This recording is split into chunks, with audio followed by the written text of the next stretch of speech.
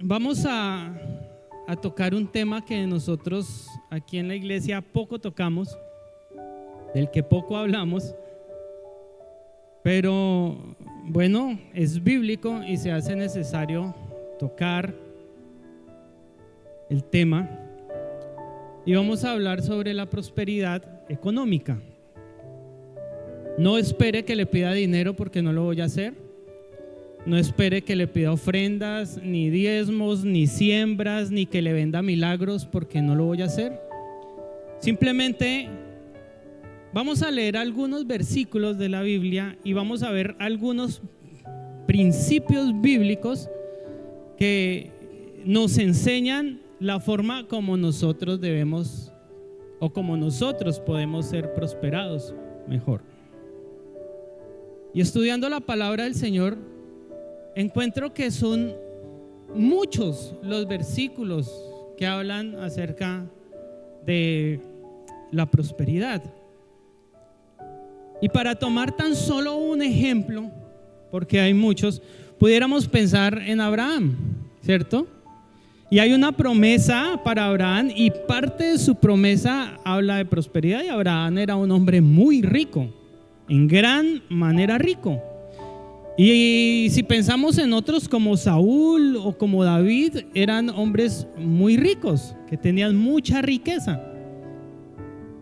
Cuando yo leo esos pasajes y analizo los modelos de producción, pienso que en la Biblia había un perfecto modelo capitalista, porque habían unos que tenían mucho, tenían posesiones, y habían otros que tenían poco, ¿sí?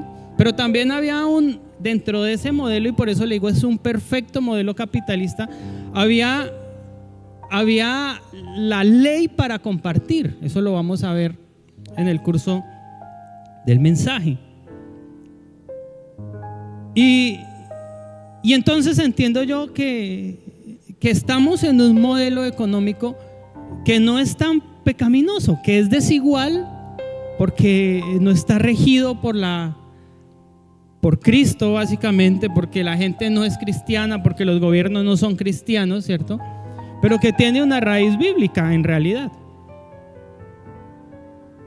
Pero luego vengo a la iglesia y encuentro que muchas personas de las que están en la iglesia no son ricos económicamente, pero somos muy bendecidos. Aunque no tenemos las cuentas bancarias llenas de dinero, somos muy bendecidos en gran manera. Hay otros que son bendecidos en menor cantidad. Y cuando empecemos a estudiar estas 10 normas bíblicas, usted va a decir, bueno, quizá yo estoy fallando en esto y por eso de pronto el Señor no ha querido darme un poquito más de lo que yo pudiera tener. Y quiero iniciar contándole la historia de un hermano en una iglesia. Quizá usted pudiera en algún momento de la ilustración identificarse con este hermano en algunos puntos. El hermano Ricardo Díaz era un hermano nominal de una iglesia cristiana que nació en un hogar muy humilde, en un hogar donde había muchas necesidades. Ni siquiera alcanzó a terminar el colegio porque debió salir a trabajar para tratar de ayudar a su mamá, que era madre cabeza de familia, a sostener el hogar. Y a la edad de los 19 años, un amigo suyo empezó a predicarle de Cristo. Y a veces cuando predicamos de Cristo, tratamos de convencer a la gente con algunas cosas que no son ciertas. No les hablamos, por ejemplo, de las pruebas, de las necesidades que habla Pedro. Y su amigo empezó a hablarle de Cristo y a invitarlo a la iglesia. Y entre las cosas que le decía era, mire, cuando nosotros venimos a Cristo, el Señor nos prospera. Mire, por ejemplo, lo que dice el Salmo 1, ¿cierto? Que el que anda en sus caminos será prosperado. Le habló de Efesios, aquel pasaje que dice que Él hace mucho más abundantemente de lo que nosotros creemos o entendemos según el poder que actúa en nosotros. Y le presentó una serie de pasajes en los que Ricardo quedó con gran curiosidad y dijo, bueno, pues si él me va a dar más de lo que yo creo que me puede dar, pues allá es donde yo tengo que estar para salir de la miseria, de la pobreza, de todo este tiempo de dificultad. Y empezó a caminar con el Señor, y por la misericordia del Señor, aunque llegó de la forma equivocada, conoció a Cristo, y ahí se había mantenido por varios años en la iglesia. Un día, como de costumbre, llegó a la iglesia y se terminó el culto y se acercó al pastor a quejarse, a ponerle quejas al pastor de su situación económica. El pastor ya lo había escuchado por años, conocía sus quejas, conocía sus necesidades económicas y sabía mucho de la vida del hermano Ricardo Díaz. Así que el pastor, un poco incómodo y cansado de escuchar tantas quejas, una vez más lo escuchó. Y pues el pastor no tenía mucho dinero, era una iglesia humilde, no tenía pues mucho dinero, y empezó a poner sus quejas, y sus quejas todas radicaban en eso, en su falta de prosperidad. Así que el pastor tomó la Biblia y empezó a hablarle y le dijo, bueno, mire hermano, piense en esto, piense en que usted siempre se está cuestionando del por qué la riqueza está en la mano de otros, como hace Asaf en el Salmo 72, y no en la suya. ¿Por qué no entiende que Dios es el dueño de todo? Dios es el dueño de todo lo que existe. Usted tiene que entender eso, hermano. Además, usted emprende negocios, dése cuenta que usted emprende negocios y siempre fracasa, porque su meta no es honrar a Dios con sus bienes, sino su meta es enriquecerse. Usted se esfuerza por enriquecerse. Y Jesús dijo que eso eran añadiduras. Entonces el segundo principio que usted tiene que aplicar es no esforzarse por enriquecerse. Eso es cuestión de Dios. Ahora, mi hermano amado, usted es desagradecido, vea todo lo que me está diciendo. Y permanentemente le damos ofrendas, y el Señor hoy le permitió venir al culto y tiene la vida y le enseñó una serie de cosas. El tercer principio, hermano, es que usted tiene que ser agradecido con lo que tiene. Si usted no es agradecido con lo que tiene, pues el Señor no le va a dar más, porque sencillamente usted no está contento con lo que tiene. Ahora, mi hermano, usted no diezma, usted no ofrenda, usted no comparte en la canasta de amor, usted nunca tiene para compartir nada, ni siquiera tiempo para darle al Señor. Y la Biblia enseña que tenemos que compartir, que tenemos que dar. Ese es el cuarto principio, hermano Ricardo, tiene usted que aplicarlo. Ahora, mi hermano, usted está lleno de deudas, y todas sus deudas obedecen a préstamos que usted tiene, porque usted ha sacado préstamos con gota a gotas, tiene préstamos de libre inversión para satisfacer sus necesidades y no para invertir. Y la Biblia nos enseña que no debemos pedir prestado, que no debemos fiar, que tampoco debemos ser fiadores. Pues hermanito, esfuércese por empezar a pagar sus deudas y no vuelva a pedir prestado, porque es un principio bíblico. Luego le dice, mire el estilo de vida que usted tiene. Con todos esos préstamos que usted tiene una casa bonita, usted tiene muebles bonitos, usted viste de marca, pero todo eso lo debe. Todo eso son apariencias. Usted no tiene nada. Usted tiene que vivir coherentemente. Usted tiene que planear de acuerdo a su posibilidad económica, sus recursos, y vivir coherentemente, hermano. Así que aplique ese principio que también es bíblico. Y ahora, como todo lo debe, como no tiene nada, como no es agradecido, pues no ahorra. Y la Biblia nos habla de que debemos ahorrar, que debemos ser previsivos. Entonces pague sus deudas, bájele al nivel de apariencia, hermano, y empiece a ahorrar. Empiece a ahorrar para que en los tiempos de dificultad y de necesidad usted tenga cómo sustentarse.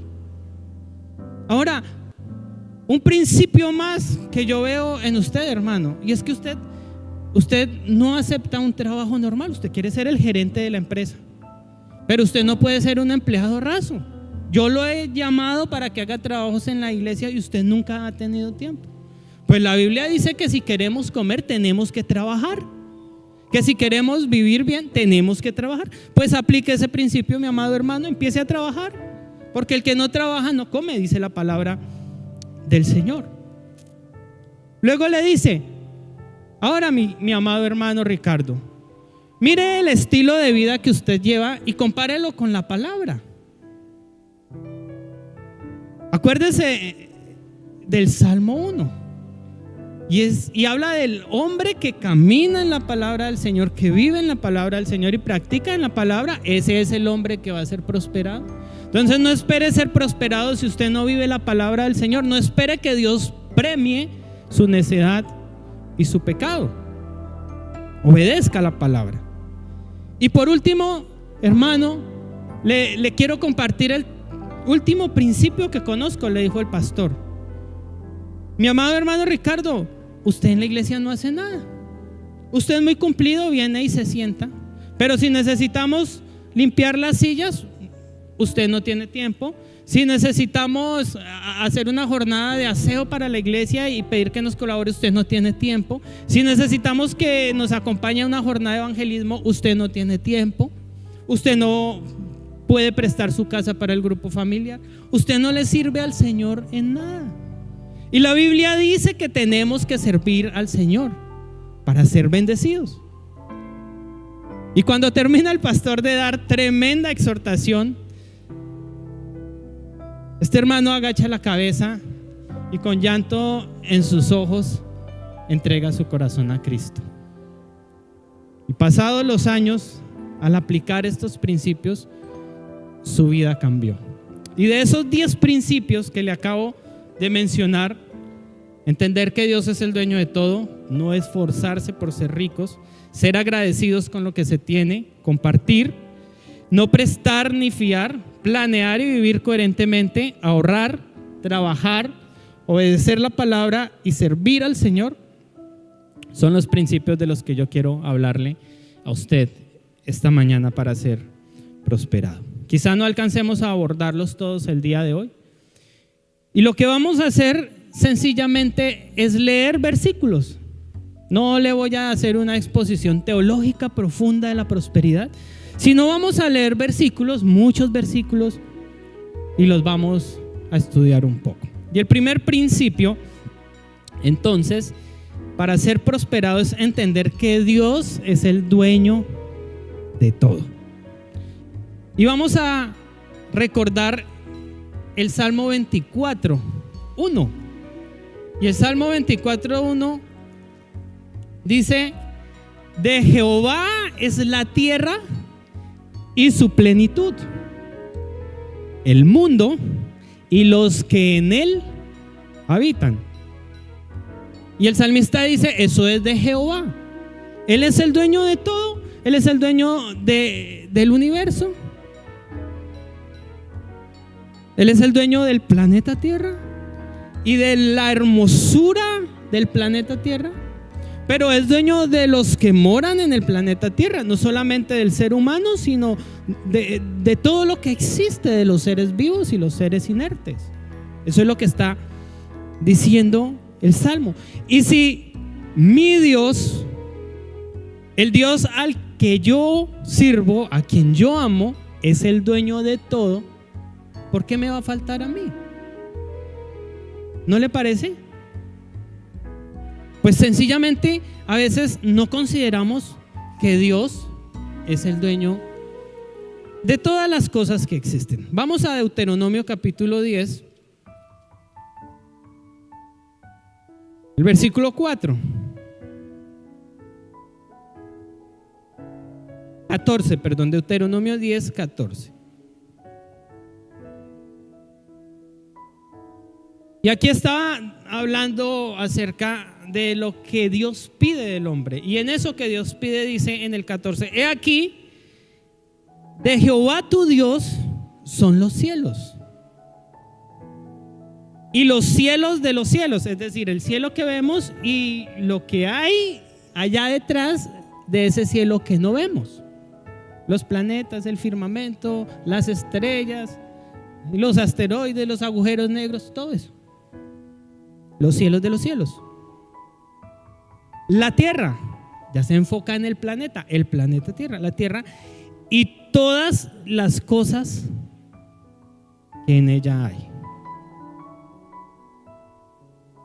Y pudiéramos leer muchos otros versículos que nos enseñen que Dios es el dueño de todo, que Dios es, que nos permitan entender que Dios es el dueño de todo. Y mire por qué es el dueño de todo. Salmo 95, versículo 4 y versículo 5. De Él es el cielo, los cielos de los cielos, la tierra y todo lo que en él hay. De Jehová es la tierra y su plenitud, el mundo y los que en él habitan. ¿Pero por qué? Mire, Salmo 95, 4. Dice, porque en su mano, imagínese esto, porque en su mano están las profundidades de la tierra y las alturas de los montes son suyas. Haga una imagen gráfica en su cabeza, su pensamiento, de esa figura que aparece ahí. Cuán poderosa y grande es la mano del Señor. Porque en su mano están las profundidades de la tierra y las alturas de los montes son suyas. Suyo también es el mar. Mire, pues Él lo hizo y sus manos formaron la tierra seca. Él es el dueño de todo y esto es básico para cualquier persona que ama a Dios y conoce la Biblia, pero a veces lo olvidamos. Él es el dueño de todo porque Él lo hizo. Y como Él lo hizo, Él hace con su creación lo que quiere. Y Él comparte de su creación a quien quiere. Si mi papá es un hombre rico, pues yo no voy a tener necesidad, porque voy a saber que Él me va a ayudar. Él no es rico. Sin embargo, Dios lo ha bendecido y cuando tengo necesidad puedo decirle papá. Él me dice, claro, mijo, venga, oremos, pidámosle al Señor. Venga, yo le colaboro. Porque tengo a quien recurrir. Si Dios es mi Padre y es el dueño de todo, ¿por qué no vamos con una fe verdadera a Dios y aplicamos los principios que vamos a ver de aquí en adelante? ¿De qué es dueño Dios? Ageo. Ageo capítulo 2, versículo 8. Y aquí me dice que Dios es dueño del dinero, de la moneda. Ageo capítulo 2, versículo 8. Dice, mira lo que dice el Señor. Mía es la plata y mío es el oro, dice Jehová de los ejércitos. Yo sé que usted ha leído ese versículo muchas veces. Y aquí los metales preciosos, la plata y el oro representan el recurso económico. Dios es dueño de la economía. Bueno, le ha dado libertad al hombre para que maneje la economía y el hombre ha hecho lo que ha querido con la economía y se ha burlado de Dios. Pero sin embargo, Él es el dueño del dinero. Él es el dueño del dinero que usted tiene ahí en su bolsillo, que usted tiene allá en su cuenta. Él es el dueño del dinero que hay en las cuentas bancarias de la Hacienda Nacional. El dinero público también es de Dios. El dinero que se roban los funcionarios públicos también es de Dios, porque Él es el dueño del oro y de la plata. Y si Dios es el dueño del oro y de la plata, ¿por qué no me va a dar a mí para satisfacer mis necesidades? ¿Amén? ¿Amén o no amén? Mire, Deuteronomio 8:18. ¿De qué más es dueño Dios?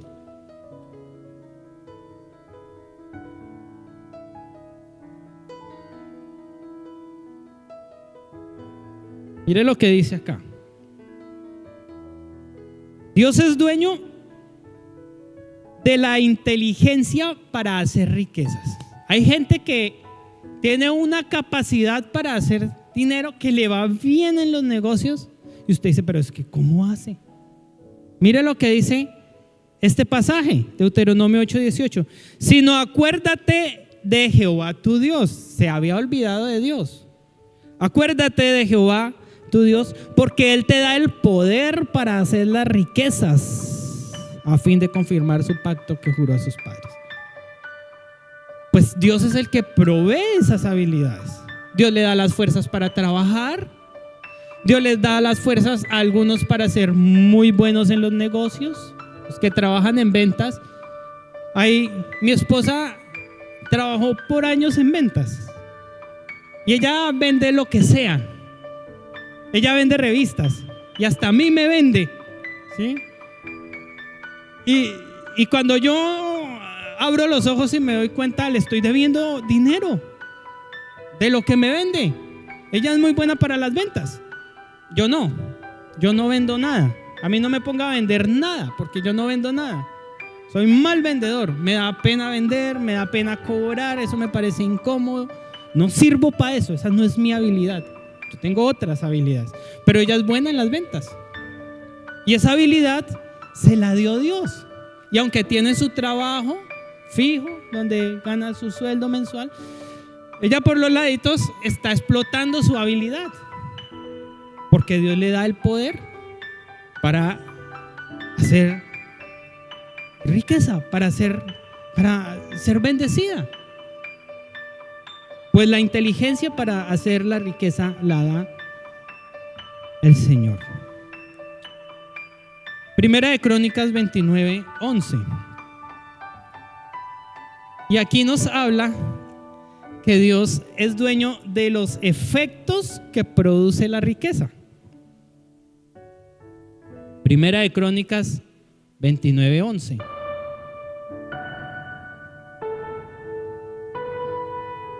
Dice: tuya es, oh Jehová, la magnificencia, el poder, la gloria, la victoria y el honor, porque todas las cosas que están en los cielos y en la tierra son tuyas. Tuyo, oh Jehová, es el reino y tú eres excelso sobre todos. 12. Las riquezas y la gloria proceden de ti. Tú dominas sobre todo. En tu mano está la fuerza y el poder, y en tu mano el hacer grande y dar poder a todos. Primero dice que en su mano están las riquezas. Ya vimos que es el dueño del oro, de la plata, del recurso económico, de la inteligencia para dar el poder.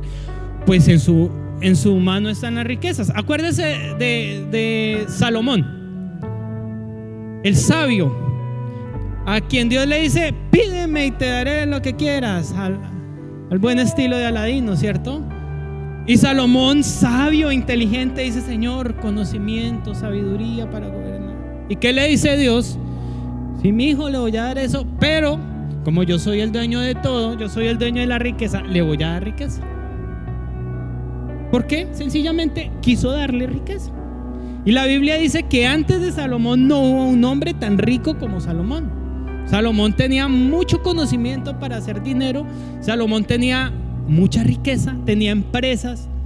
Salomón sabía de zoología, Salomón sabía de minería, Salomón sabía de navegación, Salomón sabía del tema forestal.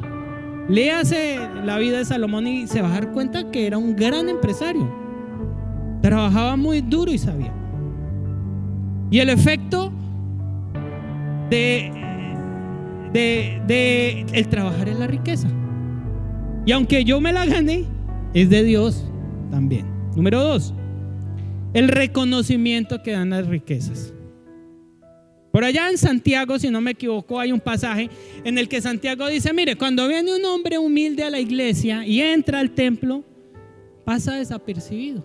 Pero llega un hombre rico que se baja de un carro hermoso y tiene anillos de oro y huele delicioso, y entonces llama la atención y le ponemos la mejor silla y lo atendemos muy bien. Y así somos los seres humanos. Si llega un prestigioso, un personaje político, pastor, yo qué sé, vamos a darnos cuenta. Además, por la pompa con que llega. No va a llegar en un Renault 4, ¿cierto? Va a llegar en una super camioneta. Y el dinero se nota. pues ese poder que refleja el que tiene en realidad dinero también proviene de Dios. Eso dice el versículo 12. Y la gloria proceden de ti. Tú dominas sobre todo, también el dominio, el poder, la fuerza y el poder, la capacidad para mandar, para hacer. Pues el que tiene plata manda, ¿cierto? Y el que no tiene plata obedece. Pues a muchos nos toca obedecer porque no tenemos mucho dinero, pero el que tiene manda. ¿Por qué manda? Pues porque a Dios se le antojó darle poder, y ese poder tiene una estrecha relación con el dinero que tiene. Y gloria a Dios por él, porque él quizá lo sabe administrar y a mí no me lo dio, porque yo con tanta riqueza de pronto me enloquecería y dejaría a Dios, dice la Biblia. Así que esos efectos, el dar riqueza, el dar gloria, el dar la capacidad de dominio, el hacer grande a alguien, ese poder lo tiene Dios. Y Dios permite que el rico sea rico y que el pobre sea pobre. Y bueno, a muchos nos tocó no ser tan ricos económicamente. Bendecidos, sí, muy bendecidos, pero no tener nuestra cuenta llena de dinero. ¿Por qué? Porque sencillamente así quiso Dios, pero tenemos lo necesario y lo suficiente para vivir. Eclesiastés 5:19.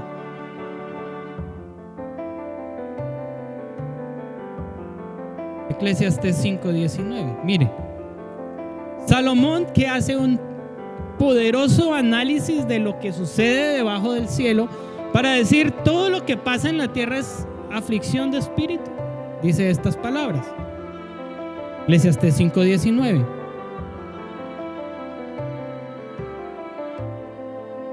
Asimismo, a todo hombre a quien Dios da riqueza y bienes, le da también la facultad para que coma de ellas y tome su parte y goce de su trabajo.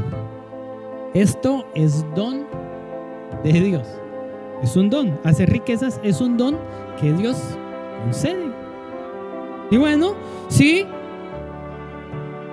algunos tienen bienes y riquezas y pues tienen derecho a gozar de sus riquezas, ¿cierto? Porque tenemos derecho a gozar de lo que ganamos. Tenemos derecho a irnos de paseo, ¿sí? Con nuestro dinero, ¿sí? Porque para eso trabajamos también. Eso es bíblico. Y dice acá, esto es don de Dios. Hacer riquezas es un don de Dios. Y como es un don que Dios da, pues Dios no se lo da a todo el mundo. Mire, hay algunos que por acción legal reciben la herencia de su padre, que era un hombre muy rico, y se enloquecen con esa riqueza y derrochan esa riqueza. Y Salomón dice, ustedes hacen riqueza y al fin y al cabo no es para ustedes porque no se la van a llevar, no, ni sabe para quién es. Y entonces esa riqueza en mano del hijo del hombre rico es como la neblina, se desvanece, porque ese no tiene el don para hacer riquezas. Ese Dios no le dio el don. Entonces, si Dios a mí sencillamente no consideró que yo era capaz de administrar mucho dinero, pues no me lo dio. Digo, a mi hijo le voy a dar lo necesario para que viva, para que tenga la oportunidad de agradecerme, para que coma, para que se vista, para que tenga un trabajo, pero lo necesario. A otro le dio riqueza. Por eso no todos son ricos, porque es un don que Dios concede a algunos. Y bueno, cada uno tenemos lo que Dios quiere que tengamos. Mire, a veces queremos tener cosas que no son una prioridad para vivir, que son un gusto, un deseo. Y oramos por que Dios conceda ese deseo, porque también Dios concede muchos de nuestros deseos. Y usted pasa orando quizá años y en algún momento Dios se lo da. Y uno mira hacia atrás y dice, oré 10 años por esta casa, que no es riqueza, pero es una necesidad. Y hasta ahora Dios me la dio.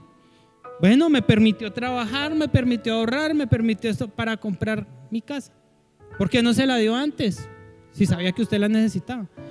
Bueno, sencillamente porque Él le da a cada uno lo que quiere, cuando quiere. Usted con su dinero hace lo que quiere, le da a quien quiere. Pues así es Dios. Dios nos da cuando Él considera que es necesario, que nosotros vamos a tener la capacidad de administrar ese bien, esa riqueza, ese dinero, esa bendición. En ese momento nos lo entrega, porque eso es, dice Eclesiastés, don de Dios. Mire, leía y alguien decía: si Dios es el dueño de todo, entonces yo ¿por qué tengo tan poco? Pues la respuesta es esta: porque usted no puede administrar más. Porque si el Señor le da más, usted pierde la cordura y posiblemente se aleje de Dios por dedicarse a su riqueza o desperdicie esa riqueza. Entonces, no da más. Creo que me voy a tardar mucho con esto, pero bueno. Entonces el primer principio es entender que Dios es el dueño de todo, que es todo: la creación, el dinero, la inteligencia para hacer riquezas, los efectos que producen las riquezas. Dios es el que da el don para hacer riquezas, eso es don de Dios. El segundo principio, leamos este pasaje antes de pasar al segundo principio. Muy conocido, Primera de Timoteo capítulo 6.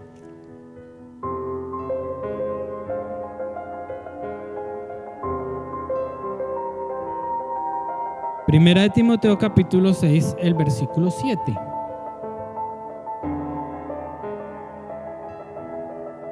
Dice: porque nada hemos traído a este mundo, y sin duda nada podemos sacar.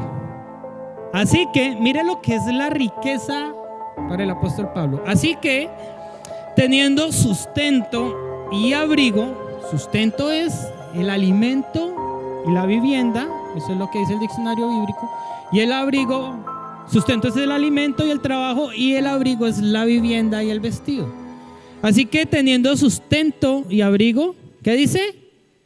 Estemos contentos con esto. Eso es suficiente para ser felices, es lo que dice el apóstol. Número 2, no esforzarse por ser ricos. Proverbios 23, 4 y 5.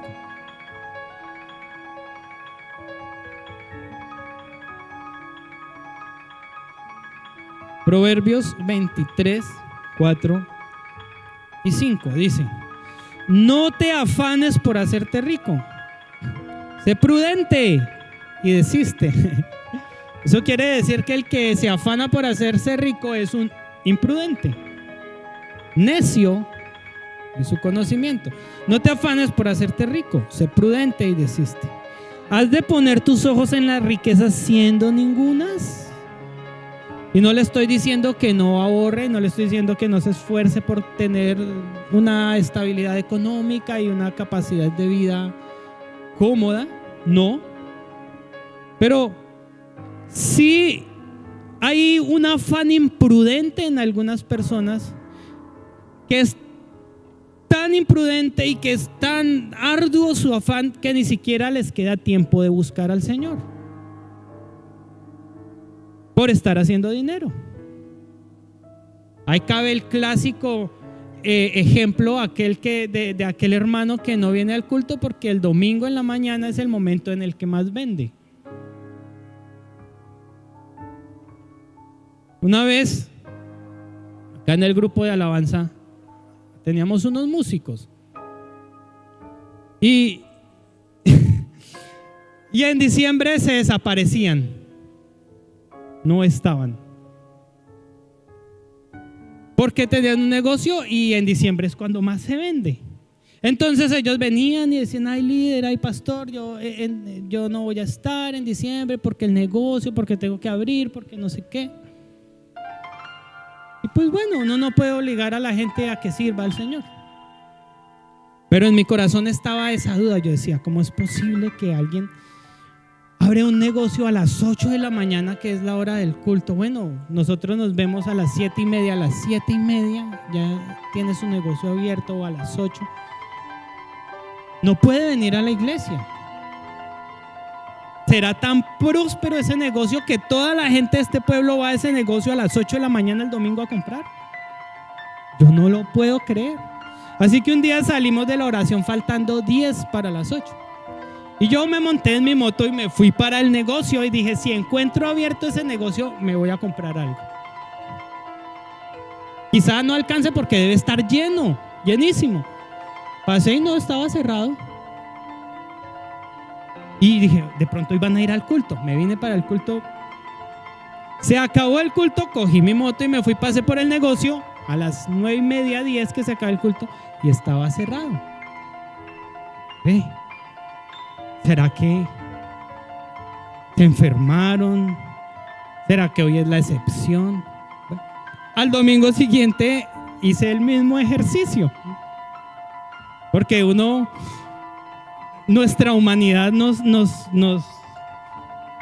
lleva a hacer ese tipo de cosas imprudentes.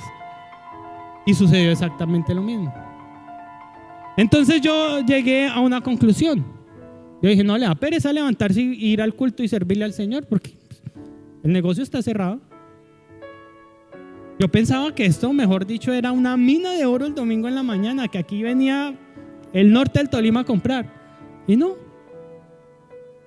Bueno, hay unos que se esfuerzan por hacerse ricos y hacen todo lo posible y dejan al Señor incluso. Y ese es el que Proverbios dice, mire, ese es imprudente. Mejor desista de eso.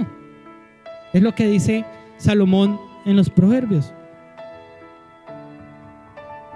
Esforzarse por hacer rico de esta forma imprudente conlleva a unas consecuencias. Primera de Timoteo capítulo 6.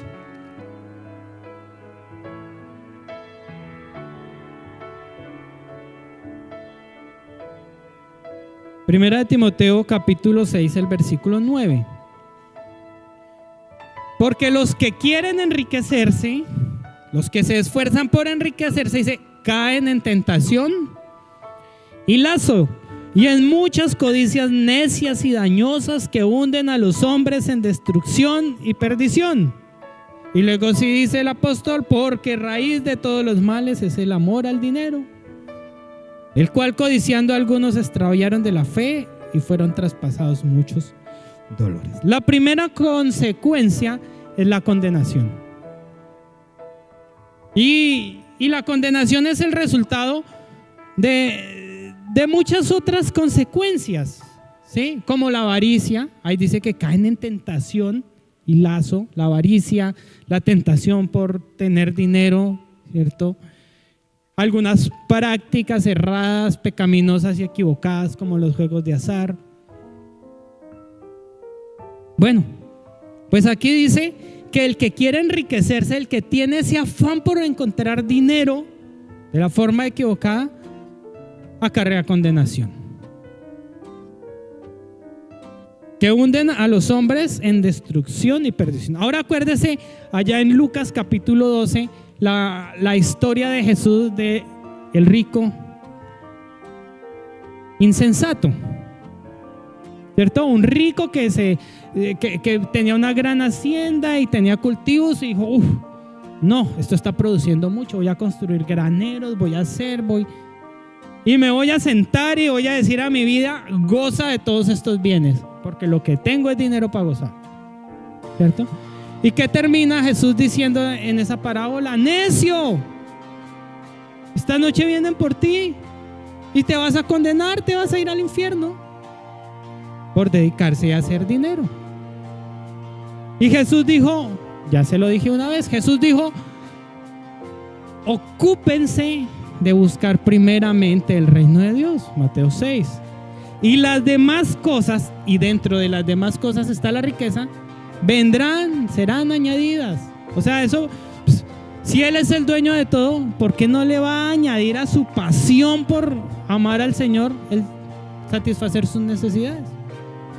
La primera consecuencia entonces es la condenación. Primera de Timoteo 6:10. Ya lo leímos. Dice la parte final: el cual codiciando a algunos, hablando del dinero y la riqueza, se extraviaron de la fe. Y mire que el amor al dinero cambia la cosmovisión verdadera de la palabra de Dios, de la fe, llevando al punto a que muchos interpretan la palabra de forma errada. Por eso yo le decía al comienzo: yo no le voy a vender milagros, yo no le voy a pedir dinero. Pero hoy existe una corriente pecaminosa, falsa y herética, que es la teología de la prosperidad, ¿cierto? Y crearon toda una teología por amor al dinero. Eso es amor al dinero. Y entonces usted encuentra en internet unos hechos alarmantes, ¿cierto? En el que la viuda que dio todo lo que tenía en el templo en el tiempo de Jesús no podría estar en esas iglesias, porque allá solamente reciben dinero de grande denominación, ¿cierto? Tarjetas débito, tarjetas de crédito, ¿cierto? En ese comercio de la fe pecaminoso. Bueno, pues aquí dice que algunos se extraviaron de la fe, cambiaron la verdad de la palabra, la acomodaron a una fe. Y aquí pasó eso, porque Pablo está diciendo. Y bueno, y luego dice: y fueron traspasados de muchos dolores. Recibieron el premio a sus actos. Yo me pregunto, ¿qué van a decir esos grandes líderes que se hacen llamar pastores, apóstoles y profetas, que roban a las congregaciones con un discurso atractivo?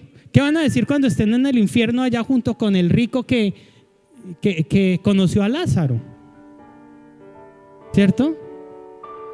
Porque toda esa riqueza que están haciendo se va a quedar aquí en la tierra, no se la van a llevar. Pues el afán por hacernos ricos nos puede hacer extraviar del camino del Señor, de la fe. Proverbios 22:28.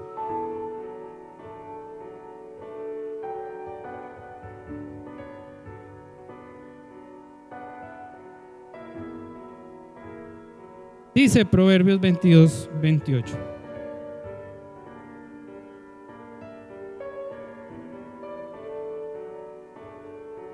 (28:22), perdón. Como raro ese. Sí. Dice: se apresura a ser rico, ¿quién? El avaro. Y no sabe que va a venir de venir pobreza. Mire, aquí hay algo interesante. Y es que el que se esfuerza por ser rico nunca va a ser rico, porque está caracterizado, está calificado por algo que se llama avaricia. Y la palabra es clara y dice que el avaro que se esfuerza por ser rico nunca va a tener nada. Entonces, por eso Salomón dice: desista. Esos son esfuerzos en vano. Más bien busque al Señor y espere que Dios le dé lo que Él sabe que usted puede tener y puede administrar.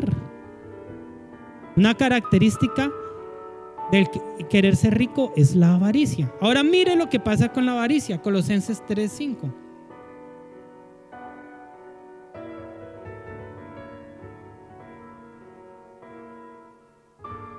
Dice: haced morir pues lo terrenal en vosotros. Va a hablar de lo que es terrenal, no espiritual. Fornicación, impureza, pasiones desordenadas, malos deseos y avaricia, que es idolatría. ¿Qué está diciendo? Está diciendo: mire, el que se esfuerza en ser rico está rindiéndole culto a la avaricia. Es su Dios la avaricia, porque lo ha convertido en su ídolo. Eso es idolatría. ¿Y para qué?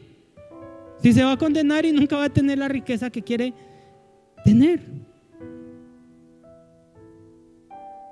Primera de Timoteo 6:9.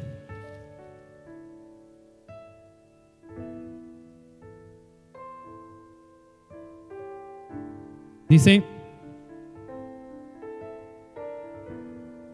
Porque los que quieren, ya lo leemos, los que quieren enriquecerse, este pasaje en esa frase me presenta que, bueno, ya sabemos que el que quiere enriquecerse es el codicioso, pero la codicia o el querer enriquecerse no trasciende a ser un sentimiento y no el acto mismo de disfrutar la riqueza, de recibir la riqueza, de tener la riqueza, sino un sentimiento, algo que quiere.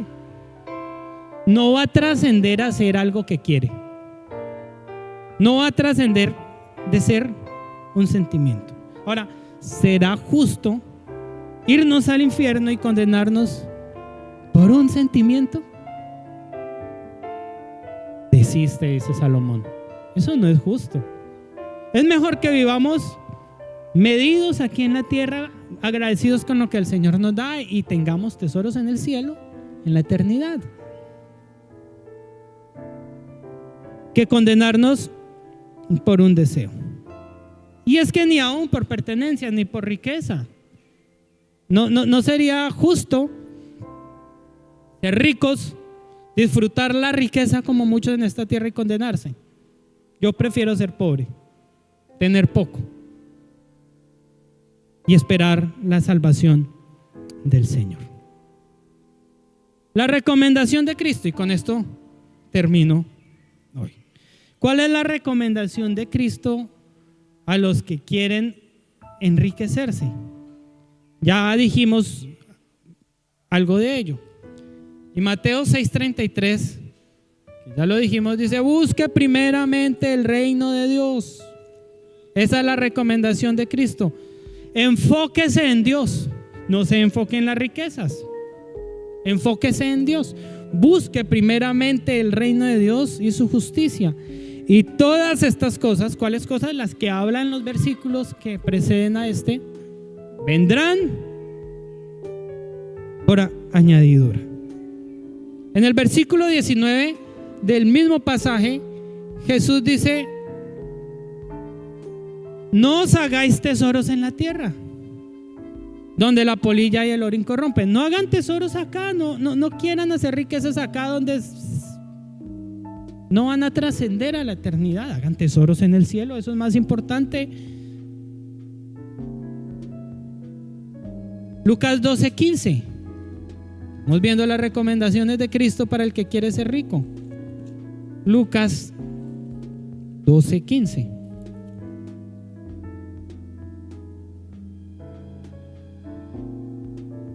Le dijo, está la parábola del rico insensato, le dijo: mirad, guardaos de toda avaricia, porque la vida del hombre no consiste en la abundancia de los bienes que posee. Recomendación de Cristo: busque primeramente el reino de Dios, haga tesoros en el cielo, desista de ese deseo avariento que tiene, porque la vida del hombre en la tierra aún no consiste en lo que tiene, consiste en hacer tesoros en el cielo. Salmo 119, versículo 36.